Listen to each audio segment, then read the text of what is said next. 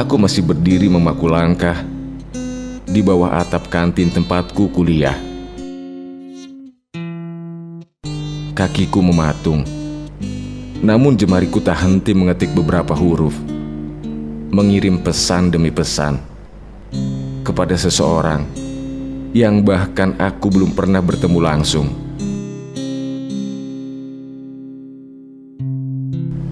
Betapa profil seseorang di media sosial kini mampu mempengaruhi perasaan. Aku kasmaran sebelum perkenalan. Aku mendamba sebelum kita bertatap muka. Perempuan dengan pose melirik ke samping atas dengan senyum tipis yang terkembang adalah satu dari sekian hal yang menarik perhatian tanpa gagal. Begitulah awalnya. Kau kutemukan lewat kosongnya kegiatan dan gencarnya jempol mengelus layar di explore Instagram. Kubuka profilmu. Tertera nama yang seketika mengingat mataku. Ah, satu kampus. Kebetulan sekali. Kita hanya terpisah tembok gedung fakultas. Bahkan setelah ini pun, aku bisa langsung mencandaimu kalau berjumpa di warung sekitar kampus, kedai jus pinggir jalan, atau tempat fotokopian di mana kau menyalin tugas.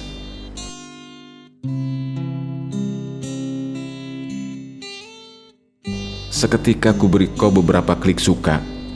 Sebagai pertanda, aku mengagumimu lewat desir demi desir kuota.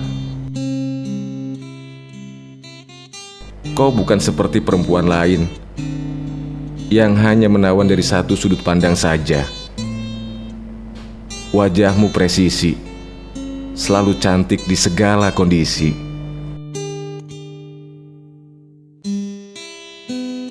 Rambutmu yang hitam berpoles warna senja itu terurai.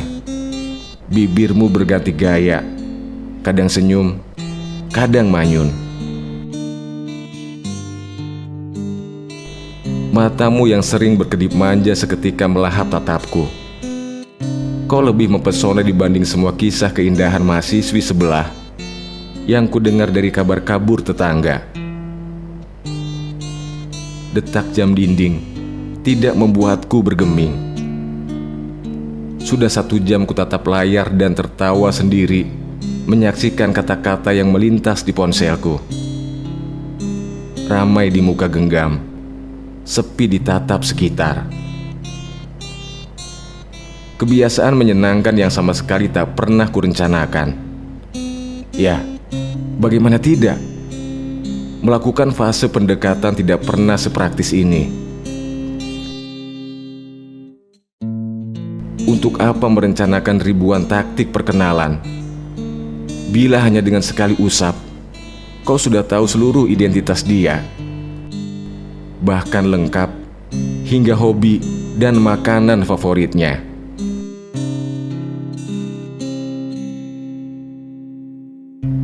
Betapa hari ini basa-basi jauh lebih menarik dibanding puisi. Swafoto jauh lebih dipercaya dibanding gerak-gerik nyata. Dan tukar pesan jauh lebih mendamaikan dibanding hangatnya pelukan.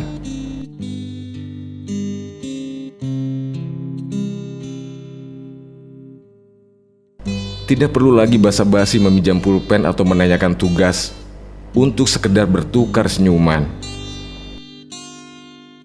Nomor ponsel hanyalah sebagai pelengkap, sebab aplikasi pesan sudah tersedia menyalurkan desir-desir ceria. Rajin mengabari. Oh, untuk apa lagi?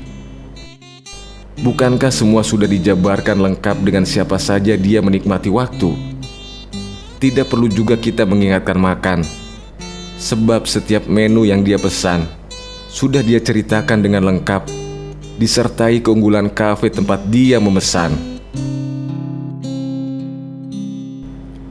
Sampai aku terjebak pada kosakata basa-basi dan retorika macam apa lagi untuk bisa tetap terkoneksi. Segala gombal sudah diluncurkan, tetapi keinginan menemuiku belum juga mendarat. Bagaimana ini?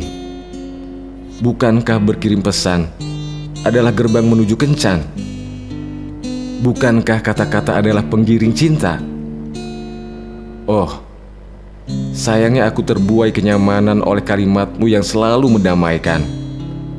Tentram, hangat menyelimutiku setiap notifikasi darimu muncul di layar ponselku.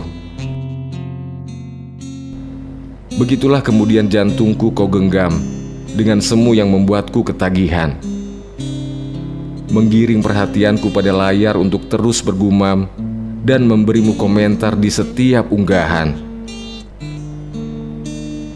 membuat semua terlihat baik-baik saja. Hingga tiba masanya, pesanku berhari-hari kau biarkan tak terbalas. Aku meriang diterpa cemas. Kau menikam sekali lintas. Wajah yang selalu kupandangi dan kusisipkan dalam doa itu tertangkap mata bermain cinta. Di meja nomor 8 kedai kopi dekat kampus, kulihat pipimu dielus. Jarinya menjelajah hingga belakang telingamu. Juntaikan helai rambutmu ke sana, lalu kembali ke pipi untuk mencubitnya pelan, sekedar membuat bibirmu menerima tawa. Kau menatapnya dengan sedikit kedipan, memperhatikan setiap ceritanya, lalu menekan ujung hidungnya sebagai pembuka gempita. Kau dan dia tersenyum bersama. Lekas kau dan dia menoleh padaku, dan tawa pun semakin menggema. Tangan kalian saling mengarah kepadaku. Semakin menunjuk, semakin besar pula tawa itu. Aku bergegas keluar dan mencoba menenangkan perasaan. Semua hal baik aku kaitkan, berharap kecewa mereda, agar aku bisa tenang menghadapi malu tak terkira. Tetapi dari mana bisa terambil kesimpulan? Dua orang berhadapan dengan hidangan berserakan sambil berpegangan tangan itu hanya sebatas teman. Dari mana? Mana mungkin ada pertemuan biasa bila nyala lilin membelah pandangan keduanya, disertai redup mesra kado berpita.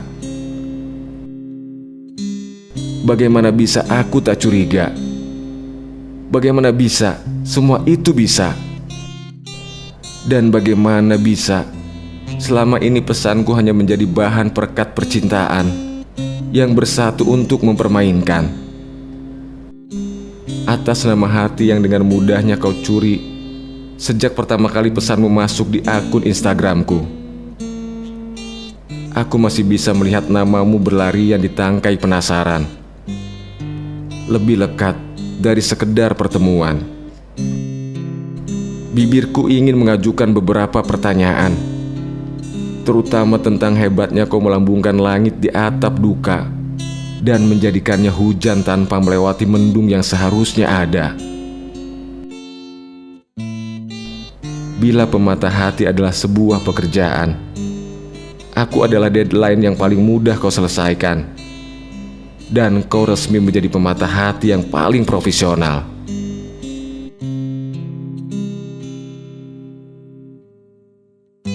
Sosok sepertimu tidak akan pernah mau peduli akan hati yang terlalu lama sendiri. Hati yang mudah tergoda paras dengan paket spesial senyum manis tatap sayu. Hati yang mudah gembur oleh berjuta keriangan yang kau titipkan lewat rintik hujan, menyatu sempurna dengan degup jantung yang kehilangan irama. Kau tidak sadar, nadiku telah bergetar, hingga aku lupa satu hal, bahwa hari ini semua yang terlihat sering tidak sesuai ekspektasi. Untuk orang-orang yang terbiasa melihat dunia lewat kaki-kakinya yang mengecup tanah, dari pagi datang hingga senja enggan hilang. perkenalan di media sosial adalah biang lala dengan poros putar yang mengambang. Ia terlihat nyata, padahal di belakang itu ribuan maksud tersimpan, hingga cerah mentari pun sulit menguraikan. Apa yang terbilang iya, belum tentu iya. Begitupun sebaliknya. Kita terjebak kebingungan yang justru semakin membuat kita ketagihan. Seolah-olah kita mampu memecahkan teka-teki, lalu kita lupa bahwa dunia maya selalu punya topeng tersembunyi. Sayangnya, kita sulit sejernih itu saat jatuh cinta. Ada banyak permaafan yang mengurung nalar. Kita sudah lebih dulu terbuai oleh kisah kasih fana yang memenuhi kepala. Padahal, lini masa milik siapa saja. Setiap hati berhak mendamba. Begitu juga jemari berhak menuruti kesukaannya. Ratusan like di setiap gambarmu itu adalah bukti betapa kau dipuja. Dan ribuan kecewa di hatiku adalah tanda bahwa hari ini patah hati bisa datang dari mana saja, termasuk dari seseorang yang kita tidak pernah sangka. Sosok sepertimu tidak akan pernah mau peduli akan hati yang terlalu lama sendiri. Hati yang tumbuh oleh mendung, yang menjadikannya mampu mengelola kecewa. Hati yang terlampau subur untuk sekedar kau ganggu lewat jejak kecil yang tak seberapa. Kau mungkin lupa, situasi yang menyakitkan mampu berbalik arah. Tunggu saja. Saat kau berganti menerka kemungkinan dari kenyataan setelah berpijarnya rindu dalam terbit kehilangan. Persis seperti nomor meja tempat kau menertawaiku, kau akan mengingatku sebagai angka 8 yang tegak serupa sketsa jam waktu. Pasir di dalamnya adalah usahaku. Begitu banyak, terbuat dari butir-butir kemantapan hati, terkikis oleh kenyataan yang kau buat sendiri. Menangislah sampai kau mengamuk dan berhasil meruntuhkannya. Kau pun akan melihatku sebagai angka 8 yang tergeletak serupa simbol ketiada batasan.